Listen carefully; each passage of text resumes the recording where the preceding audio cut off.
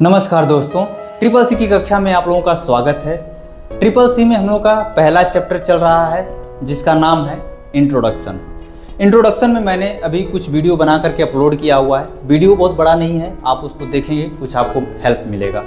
तो आज का हम लोग का जो टॉपिक है वो टॉपिक है कंप्यूटर का वर्गीकरण, या यूँ कह लीजिए कंप्यूटर के प्रकार।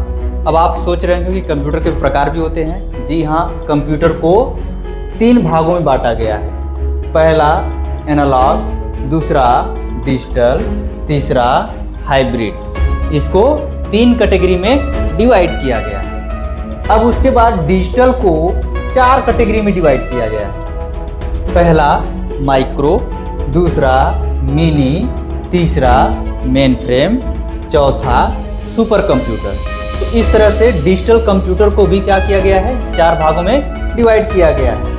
आइए देखते हैं हम लोग एनालॉग कंप्यूटर को। एनालॉग कंप्यूटर का देखिए यहाँ पर मैंने स्क्रीन पर कुछ आपके सामने उदाहरण रखा हुआ है और यहाँ पर देखेंगे तो ये है हमारा एनालॉग कंप्यूटर, है ना। अब आप सोच रहे थे कि एनालॉग कंप्यूटर का यूज कहाँ होता होगा, तो देखिए अभी भी इसका यूज होता है। ये क्या होता है, जैसे जो भूकंप आता है तो उसको मापने का भी यंत्र बनाया जाता है, तो उसमें भी एनालॉग का ही यूज होता है। इसके अलावा वैज्ञानिक अनुसंधान का जो कार्य होता है वहाँ पर भी यही होता है।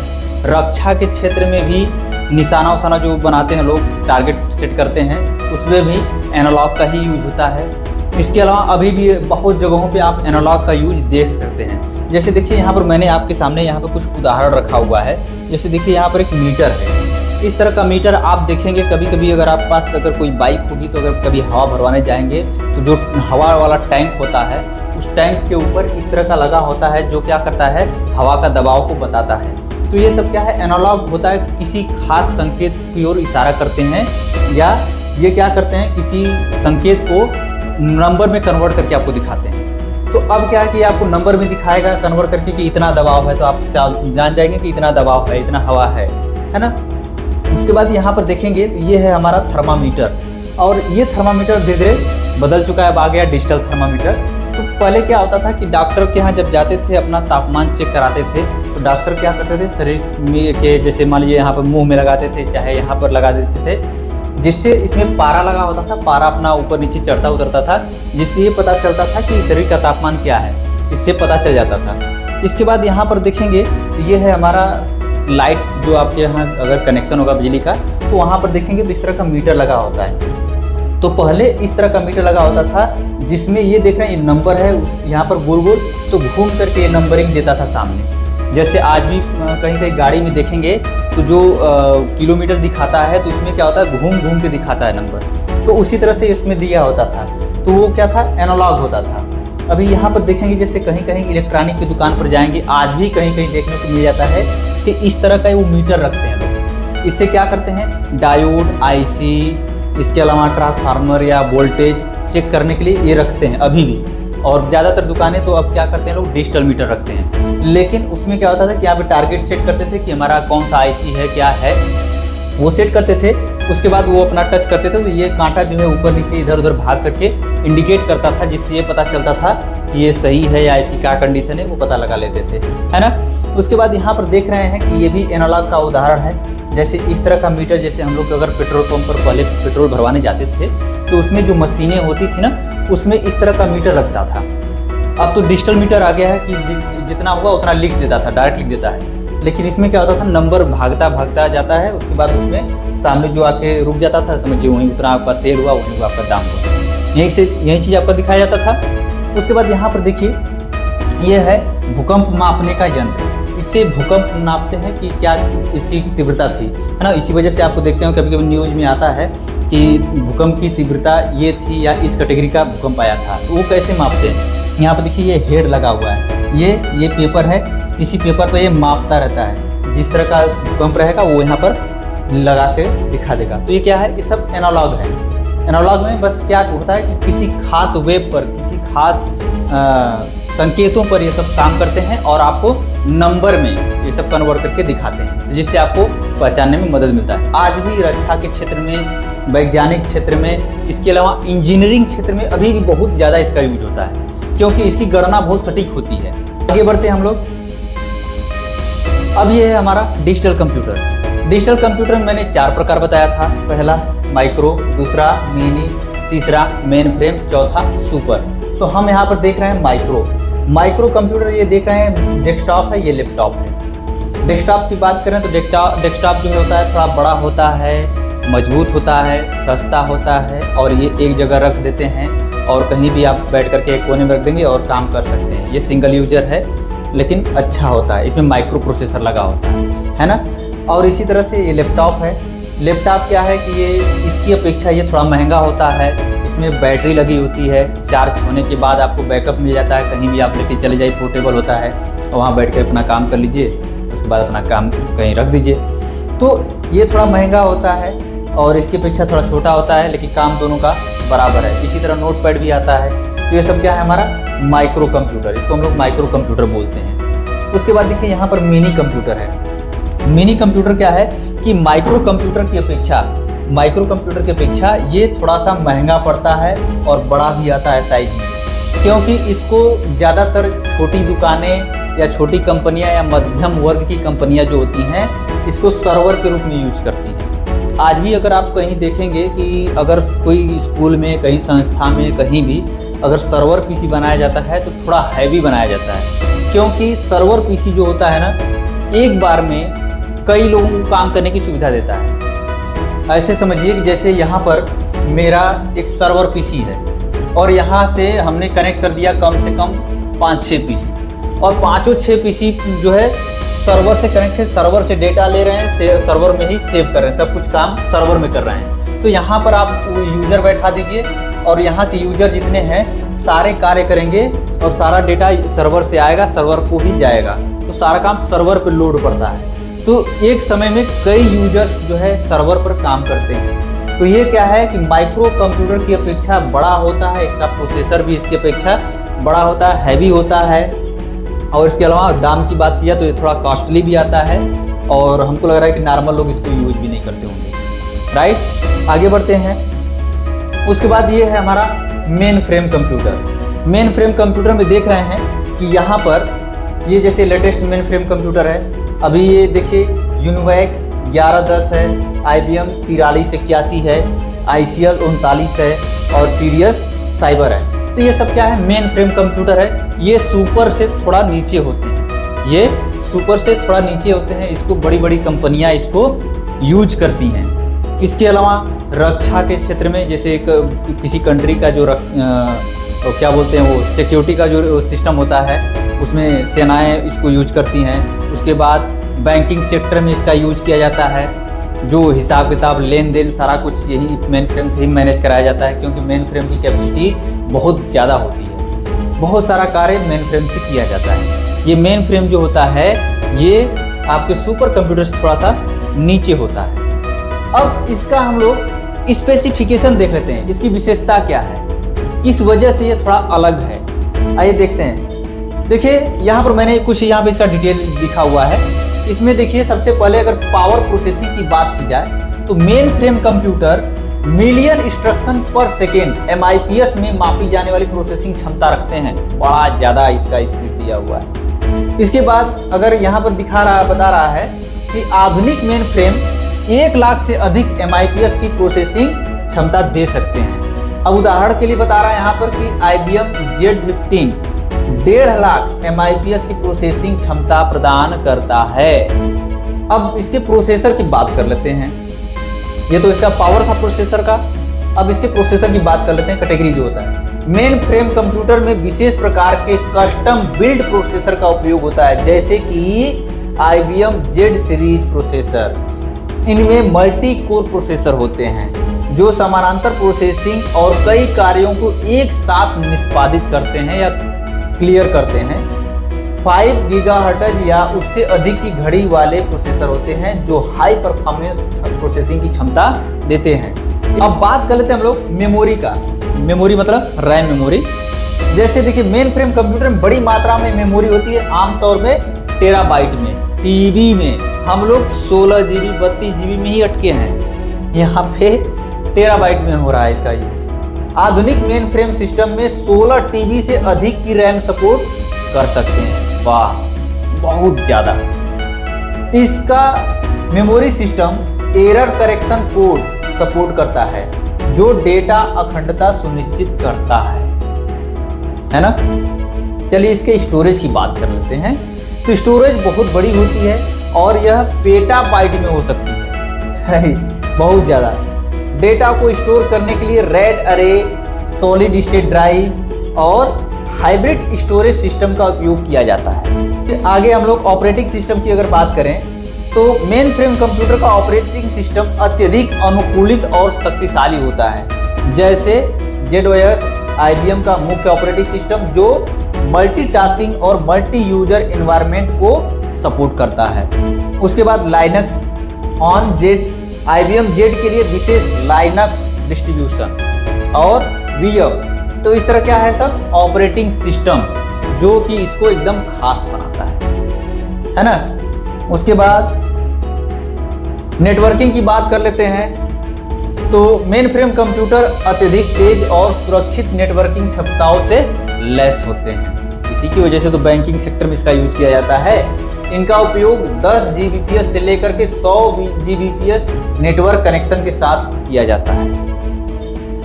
अब इसके कूलिंग सिस्टम की बात कर लेते हैं। मेन फ्रेम कंप्यूटर बहुत अधिक गर्मी उत्पन्न करते हैं।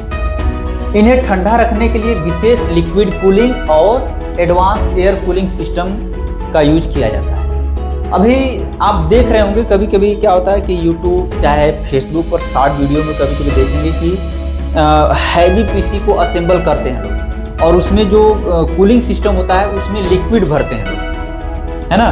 तो वो लिक्विड सिस्टम हो सकता है इसमें। अब उसके सुरक्षा की अगर बात कर लेते हैं हम लोग, तो मेन फ्रेम सिस्टम अत्यधिक सुरक्षित होते हैं और सुरक्षा के लिए इंक्रिप्शन और एक्सेस कंट्रोल जैसे फीचर्स का उपयोग करते हैं। IBM Z15 में परवेसिव इंक्रिप्शन होता है जो पूरे डेटा को इंक्रिप्ट करता है, चाहे वह स्टोरेज हो या ट्रांजिट में। अब उसके बाद प्रयोग है ना, इसका प्रयोग बैंकिंग, बड़ी मात्रा में ट्रांजैक्शन को हैंडल करने के लिए, इंश्योरेंस और फाइनेंस, बड़े डेटा प्रोसेसिंग के लिए, हेल्थ केयर के सेक्टर में रोगियों के डेटा को सुरक्षित रूप से स्टोर और प्रोसेस करने के लिए, और सरकारी एजेंसियों में डेटा सुरक्षा और जटिल गणनाओं के लिए इसका यूज किया जाता है। अब आइए हम लोग देखते हैं सुपर कंप्यूटर के बारे में। देखिए सुपर कंप्यूटर में यहाँ पर देखेंगे तो मैंने कुछ इसका मॉडल यहाँ पर लगाया हुआ है और यहाँ पर लिखा भी है एरावत, परम युवा सेकेंड, परम और प्रत्युष। ये सब क्या है? सुपर कंप्यूटर है। और सुपर कंप्यूटर का यूज जो है ना वैज्ञानिक अनुसंधान, वैज्ञानिक रिसर्च के लिए यूज किया जाता है। इसके अलावा और बैंकिंग सेक्टर में भी होता है, बड़ी बड़ी कंपनियों में भी कहीं कहीं यूज होता है, मतलब बड़े बड़े जगहों पे इसका यूज किया जाता है। और रक्षा के क्षेत्र में भी इसका यूज किया जाता है, डिफेंस सिस्टम। अभी आजकल आप लोग देख रहे होंगे जैसे जो बड़ी बड़ी सैटेलाइटें होती हैं, उसके अलावा आपका जो भी अनुसंधान का कार्य होता है वो सारा काम कौन हैंडल करता है? सुपर कंप्यूटर हैंडल करता है। ये सब सुपर कंप्यूटर के मॉडल हैं। अब चलिए इसका भी थोड़ा सा हम लोग डिटेल देख लेते हैं कि इसमें क्या डिटेल है जिससे यह सुपर कंप्यूटर बन गया है। आइए इसका हम लोग थोड़ा सा डिटेल देख लें। देखिए सुपर कंप्यूटर में पावर प्रोसेसिंग की बात की जाए, प्रोसेसिंग पावर की बात की जाए तो इसकी क्षमता जो होती है ना फ्लॉप्स में होती है। फ्लोटिंग पॉइंट ऑपरेशन पर सेकेंड में मापी जाती है इसकी प्रोसेसिंग क्षमता, है ना। टॉप सुपर कंप्यूटर पेटाफ्लॉप या एक्साफ्लॉप तक की क्षमता रखते हैं, अभी इससे भी ज़्यादा हो सकते हैं। उदाहरण के लिए फुगाकू 2021 क्षमता 442 पी-फ्लॉप तक थी। उसके बाद प्रोसेसर की बात कर लेते हैं तो सुपर कंप्यूटर में अत्यधिक शक्तिशाली मल्टी कोर प्रोसेसर का उपयोग होता है। इसमें हजारों से लेकर लाखों कोर तक हो सकते हैं। हम लोग यहाँ कोर i9 के बाद आगे बढ़े ही नहीं, यहाँ पे हजारों लाखों की बात हो रही है। आधुनिक कंप्यूटर में GPU ग्राफिक प्रोसेसिंग यूनिट और CPU सेंट्रल प्रोसेसिंग यूनिट का मिश्रण होता है। उदाहरण के लिए AMD, इंटेलिजॉन और NVIDIA। मेमोरी की बात कर लेते हैं जो इसका रैम होता है। सुपर कंप्यूटर में विशाल मात्रा में मेमोरी होती है जो आमतौर पे टेराबाइट में होती है। सुपर कंप्यूटर में HBM हाई बैंडविड्थ मेमोरी और DDR4, DDR5 जैसी तेज मेमोरी तकनीकें होती हैं। ये जो आपका मेन फ्रेम कंप्यूटर होता है उससे ऊपर होता है, थोड़ा सा तेज होता है, तगड़ा होता है ना। स्टोरेज की बात कर लेते हैं। स्टोरेज भी बेहद बड़ी मात्रा में होती है जो कि पेटाबाइट में हो सकती है। तेज स्टोरेज के लिए SSD और NVMe आधारित सिस्टम होते हैं। अब नेटवर्किंग की बात कर लेते हैं। सुपर कंप्यूटर में डेटा को तेजी से ट्रांसफर करने के लिए हाई स्पीड इंटरकनेक्ट होते हैं, जैसे कि इनफाइनाइट बैंड या कस्टम इंटरकनेक्शन। डेटा ट्रांसफर की स्पीड टेराबाइट पर सेकेंड हो सकती है। मेन फ्रेम में 10 Gbps से 100 Gbps थी, इसमें TB में हो रहा है, TBps है ना। कूलिंग सिस्टम की बात करते हैं यदि, तो सुपर कंप्यूटर बहुत अधिक गर्मी उत्पन्न करते हैं। बहुत बड़ा एक कमरे के बराबर तो होता है ना, तो गर्मी ऐसे ही छोड़ेगा। सुपर कंप्यूटर बहुत गर्मी उत्पन्न करते हैं, इसलिए इन्हें ठंडा रखने के लिए लिक्विड कूलिंग या एडवांस एयर कूलिंग जैसी तकनीकों का इस्तेमाल होता है। बड़े पैमाने पर ऊर्जा की खपत होती है, इसलिए ऊर्जा कुशल कूलिंग सिस्टम जरूरी होते हैं। ऑपरेटिंग सिस्टम की अगर बात करें तो सुपर कंप्यूटर अक्सर लाइनक्स बेस्ड ऑपरेटिंग सिस्टम का उपयोग करते हैं, जैसे कि Cray Linux environment, Red Hat Enterprise Linux या कस्टम ऑपरेटिंग सिस्टम। देखिए, ज़्यादातर रक्षा के क्षेत्र में हो, चाहे बैंकिंग के क्षेत्र में हो, चाहे अनुसंधान के क्षेत्र में हो, उसमें जो ऑपरेटिंग सिस्टम यूज होता है लाइनक्स, ये थोड़ा सिक्योर होता है। एप्लीकेशन की बात कर लेते हैं तो सुपर कंप्यूटर का उपयोग जटिल और वैज्ञानिक अनुसंधान, मौसम पूर्वानुमान, artificial intelligence, genetics research, nuclear simulation, space science आदि में किया जाता है। यहाँ पर कुछ उसका मॉडल यहाँ पर दिया हुआ है उदाहरण के लिए। अब हाइब्रिड कंप्यूटर पे देखते हैं। अब आप सोच रहे हैं कि हाइब्रिड कंप्यूटर क्या होता है, तो मैं आपको बता देता हूँ। वह कंप्यूटर जिसमें एनालॉग और डिजिटल दोनों की खासियत हो, वह है हाइब्रिड कंप्यूटर। उसके उदाहरण के लिए यहां पर देखिए, मैंने आपको यहां पर कुछ स्क्रीन पर सामने रखा हुआ है। यह है आपके सामने, देखिए। पहले देख लेते हैं कहाँ यूज होता है। हॉस्पिटल में मरीजों के स्वास्थ्य मापने वाले उपकरण में लगता है। इसके अलावा वैज्ञानिक अनुसंधान, रॉकेट और सैटेलाइट की उड़ान की सटीक गणना के लिए, और उद्योग में जटिल इंजीनियरिंग प्रक्रियाओं की निगरानी के लिए यूज किया जाता है। अब ये मैं बता दूं आपको कि ये जो एनालॉग है ना, एनालॉग की क्वालिटी को क्या करता है, ये डिजिटल में कन्वर्ट कर देता है, जिसकी वजह से और भी सटीक जानकारी मिल जाती है। अब देखिए, यहाँ पर मैंने आपको सबसे पहले कुछ देर पहले भी दिखाया था। एनालॉग में जो इलेक्ट्रॉनिक की दुकान पर जो इलेक्ट्रीशियन होता है, वो जो मीटर रखता था वो पहले एनालॉग रखता था, और कहीं कहीं आपको इस तरह का भी मिल जाएगा। इसमें क्या करता है, टारगेट अपना सेट कर लेते हैं कि कौन सी IC चेक करने जा रहे हैं, कौन सा कंपोनेंट्स चेक करने जा रहे हैं, उस पर वो सेट कर लेते हैं। और जब लगाएंगे तो यहाँ को नंबर, डायरेक्ट नंबर शो करेगा, ये इतना इसका कंडीशन, ये स्टेटस है, वो शो करता है। इससे वो लोग पता लगा लेते हैं। तो ये क्या होता है, ये डिजिटल यहाँ पर डिस्प्ले लगा हुआ है, डिस्प्ले में दिखता है। उसके बाद यहाँ पर देखिए थर्मामीटर है, ये डिजिटल है। अभी मैंने आपको दिखाया था पारा वाला, लेकिन अब ये डिजिटल है। अब क्या है, डायरेक्ट मुंह में लगाएंगे और वहाँ पे डिस्प्ले में लिख देगा कि ये इतना आपका बुखार है, इतना टेम्परेचर है। तो इससे क्या है कि एनालॉग की क्वालिटी जो भी है वो डिजिटल में कन्वर्ट होकर आपको अंकों में मिल गई, जिससे आपको एकदम सटीक जानकारी मिल गई। ये हॉस्पिटल का जो यहाँ पर जहाँ ऑपरेशन होता है हॉस्पिटल में, ये वहाँ का चित्र है। तो इसमें क्या होता है, कहीं कहीं देखते हैं कि जो जैसे वेंटिलेटर होता है, तो उसमें जो मरीज सोया रहता है, तो उसके हार्ट बीट को मापने के लिए मशीन लगी होती है। उसमें जो है लाइनिंग ऊपर नीचे होता रहता है, जिससे पता चलता है कि मरीज किस कंडीशन में है। उसके बाद उसकी सांसें कितनी है, पल्स का क्या कंडीशन है, सब कुछ वहाँ पर रीडिंग होता है। तो क्या होता है कि वहाँ पे सब लगाते हैं, हाथ पे जो भी जहाँ जहाँ लगाना होता है अपना उसका सिस्टम लगा देते हैं। उसके बाद सब मीटर जो डिस्प्ले में देखते हैं, तो डिस्प्ले में दिखाने का काम करता है। तो क्या है कि एनालॉग से सब कुछ क्या हो गया, डिस्प्ले में कन्वर्ट हो गया। तो डिस्प्ले के माध्यम से देख रहे हैं। तो ये सब क्या है, यहाँ पे देखिए, यहाँ पर सब डिस्प्ले है। तो ये सब क्या है, हाइब्रिड कंप्यूटर के उदाहरण हैं। अब यहाँ पर देखिए नर्सवा, यहाँ पर देखिए डिस्प्ले में देख रही है, यहाँ पर देखिए डिस्प्ले लगा हुआ है। तो ये सब क्या है? Hybrid computer. हाइब्रिड कंप्यूटर का यूज ज़्यादातर हॉस्पिटल में, इसके अलावा वैज्ञानिक अनुसंधान में और जटिल इंजीनियरिंग कार्य के क्षेत्रों में भी किया जाता है।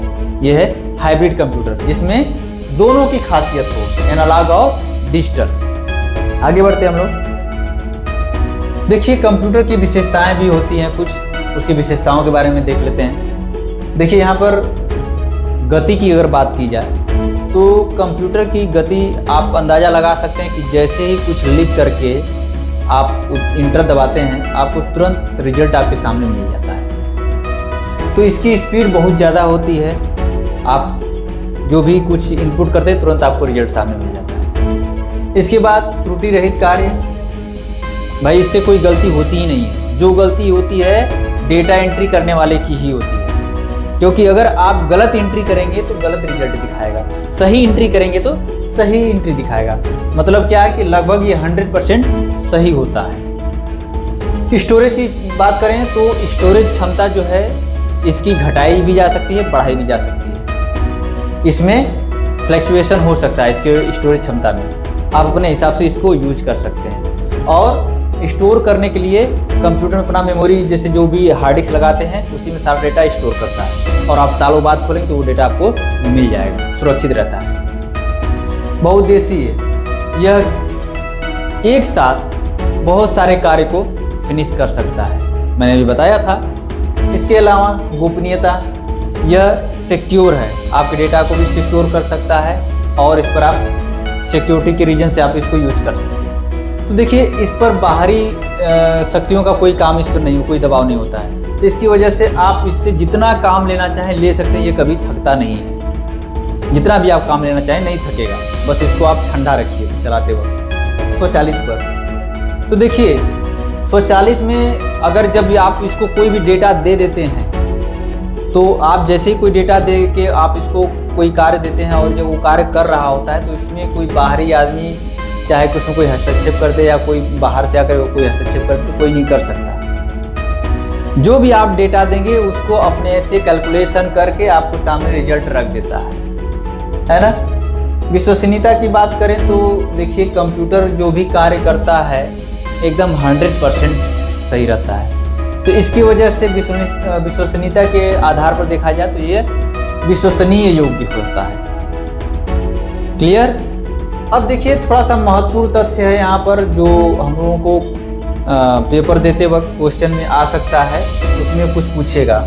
जैसे चार्ल्स बेबेज को कंप्यूटर का जनक कहा जाता है, और उसके बाद इंटीग्रेटेड सर्किट आईसी 1958 में जे.एस. किल्बी द्वारा विकसित किया गया था। इसके अलावा सिद्धार्थ भारत में विकसित पहला कंप्यूटर था। ठीक है, उसके बाद दूसरा जो हम लोगों का अगला जो तथ्य है, एरावत जून 2023 के अनुसार भारत का सबसे तेज सुपर कंप्यूटर है। क्रे 1 1976 में सैमुअल आर के सुपर कंप्यूटिंग के जनक द्वारा विकसित विश्व का पहला सुपर कंप्यूटर था। 1991 में विजय भाटकर द्वारा विकसित भारत का पहला सुपर कंप्यूटर था जो CDAC पुणे में विकसित किया हुआ था। तो ये जो है हम लोगों का मेन पॉइंट है जिसको हम लोगों को नोट कर लेना है, क्योंकि हो सकता है कि ये पेपर में आ जाए। तो आज के लिए बस मैंने इतना ही सोचा था, बाकी नेक्स्ट वीडियो में हम लोग देखेंगे। आज के लिए इतना ही, थैंक यू।